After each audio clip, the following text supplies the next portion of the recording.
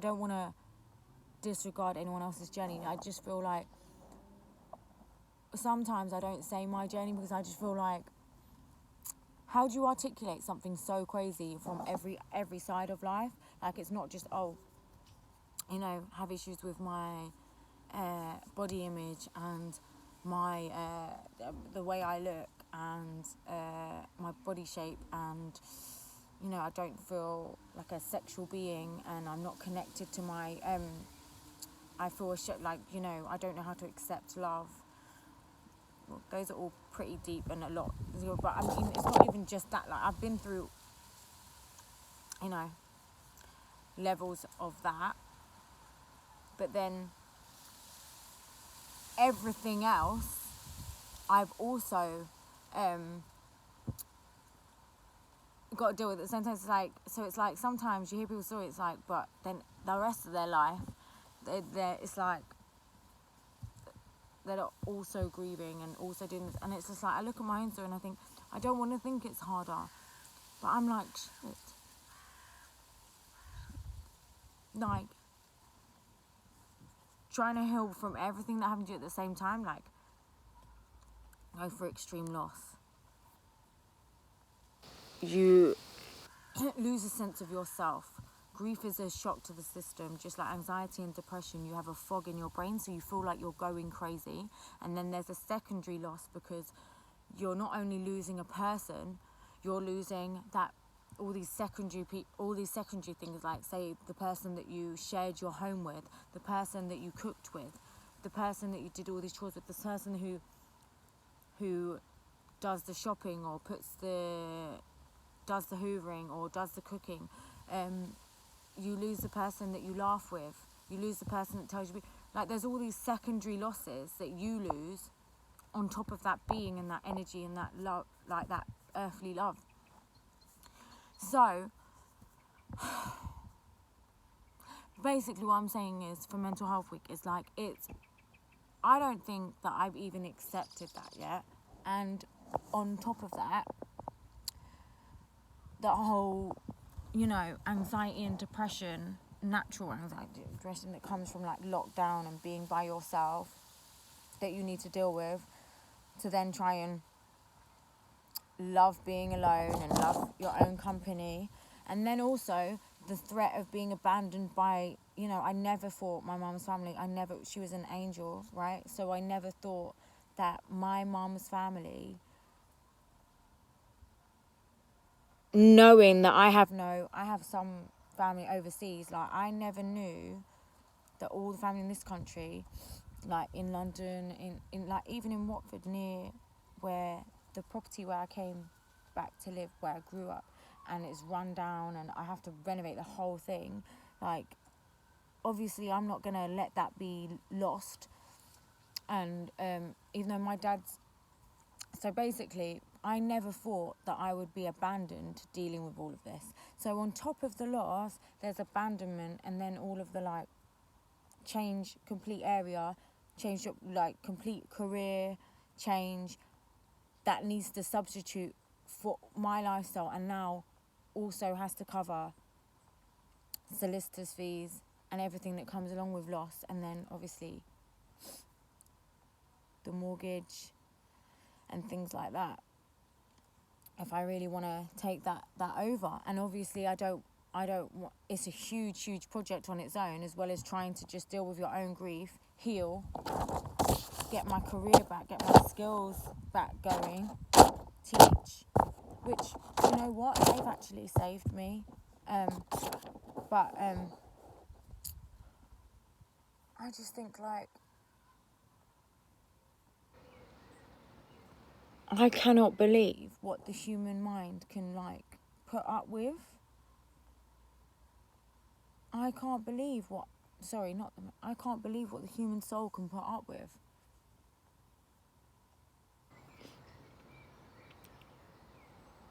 Like, I didn't, before what's happened, I thought, oh, goodness me, like, I can, the loss of my dad, and, him going into a care home and watching him deteriorate and be drugged, and, you know, like literally that is a real grief in itself. Like when your dad's he was declared like mentally ill because of the drugs that the hospital gave him, and on top of like losing everything he had. And anyway, this was years and years ago, and I've watched him, you know, have to be in full-time care, and it demolished everything really. So watching that loss and knowing that I don't have that guidance anymore, I don't have, a lot of people don't have dad. My cousin once said to me like, oh, not, I'd rather my dad be dead than watch him, how you have to watch your dad. And I'm like, wow.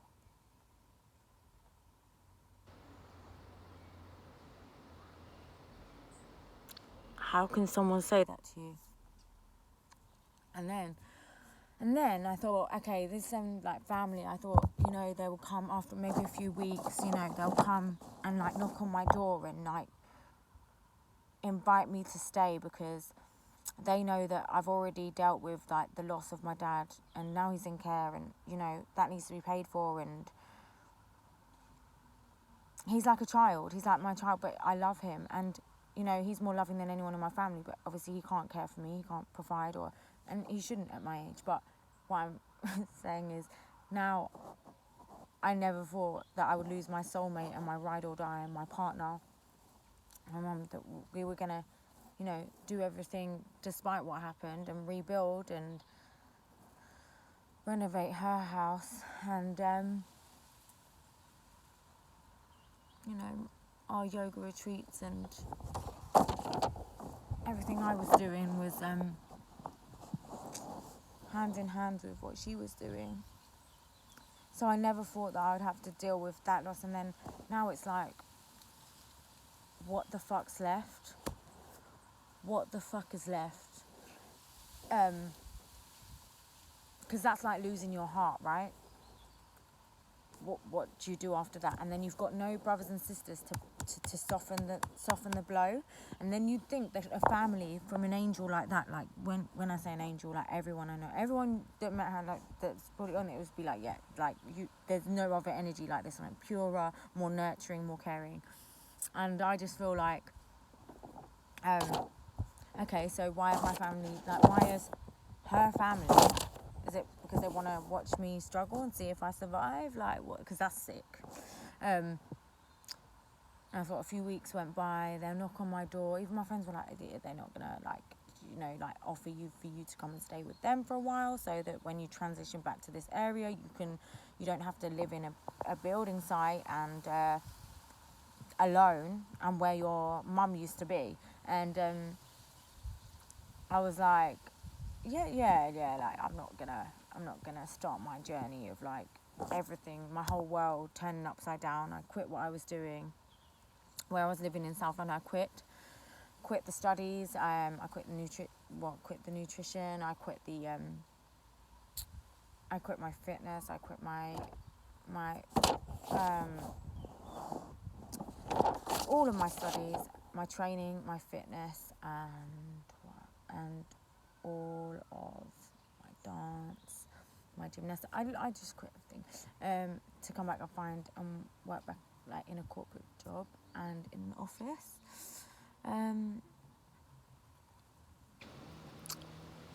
I just came back and had to do and give up anything that gave me any joy in the worst time, and I think that was the biggest mistake. And now in quarantine, it's like I'm trying to get that back. Do you know what I mean? Like I'm so lucky that I can still train people, and like people really trust in me. And I suppose like I thought, oh no, you can't be vulnerable. Like, yeah, you can. Yeah, you can, and still help people. Really well. So yeah. I didn't understand why I was left, and no one sort of like came to the property to sort of like help clear out my mum's stuff and help to decide what direction, how to get all the paperwork in order, which has kind of messed things up because now there's like interest on it and, you know, all of those things that happen when you don't deal with something straight away. And, you know, I'm having to have solicitors meetings, and I am pretty scared. At the same time is like, I know God's got me, and my dad's a really loving man, and, you know, any solicitor or deputy that's appointed to deal with him and anything that's in his name, because he's old, which I need to look after and take over. I'm praying that, you know, I've got nothing left. Like, I've got nothing left. Like, I've got none of my life and stuff. I've got nowhere that I rented before. I've got my skills left, and I've got my some of my clients and my life. But in terms of like family stability, none of them. Like none of them. Like, I had to deal with the loss of my soulmate, my life partner. It's like when you go through loss, it's the same as anxiety and depression. Like, there's a fog over your brain, like you're such in shock. And then on top of that, you take secondary losses. So you lose the person that used to cook, you lose the person that used to make you laugh with, you lose the person that used to, you know, how you have different certain roles in life, and you both, it's weird. It's like, you look, there's all these, like, there's about 40 secondary losses, and I was like researching it, and I was like, wow, I'm really not giving myself credit. And this quarantine has shown me that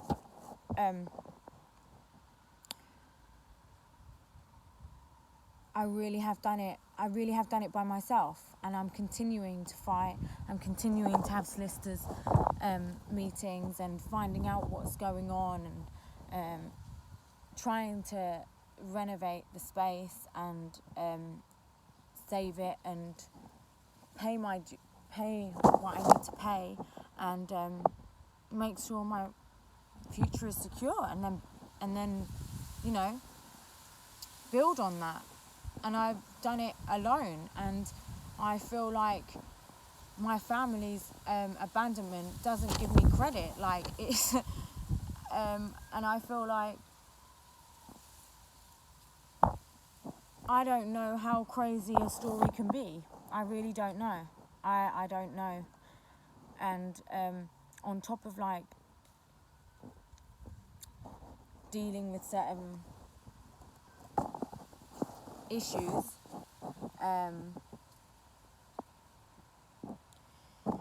in terms of dealing with certain issues, I'm just like,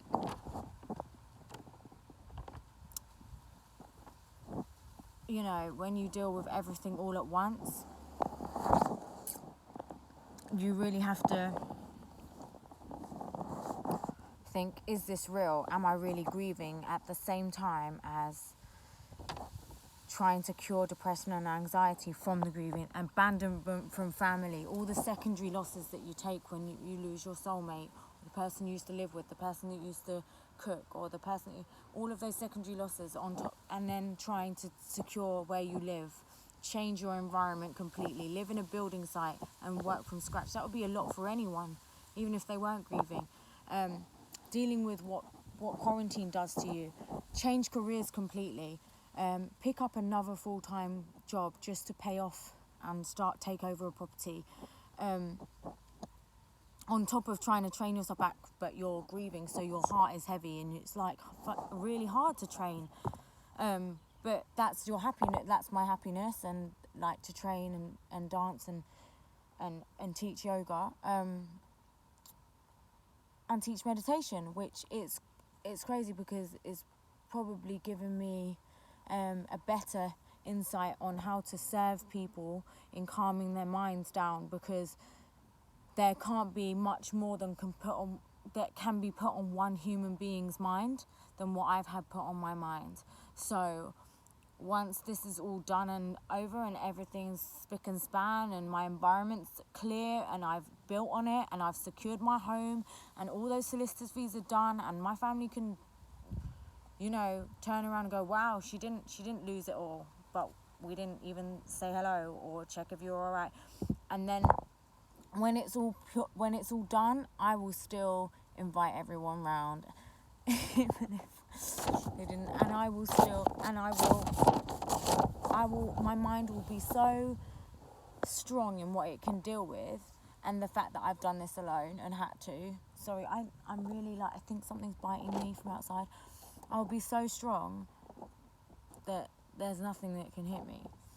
But at the same time, sometimes I feel like wounds come from real trauma, and that's very important to go and deal with. So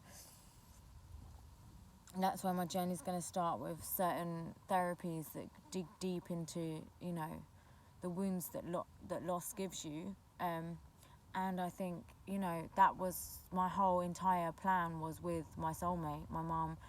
My whole life was with her. Spent way over 20 years, obviously, living with her. It's a huge transition. It's a huge transition to know that your mum is not, or your dad is not on the other side of the world. Even if you live on the other side of the world, they're on Earth. So you know that base, that connection there is on Earth. So there's a safety, or a sister or brother. I don't have any sisters and brothers, and my cousins, and no one speaks to me. So I genuinely feel terrified if I don't sort my shit out. You know? It's all on me. No brother, no sister, no man, no mum or dad, nothing can save me, no, nothing. And, you know,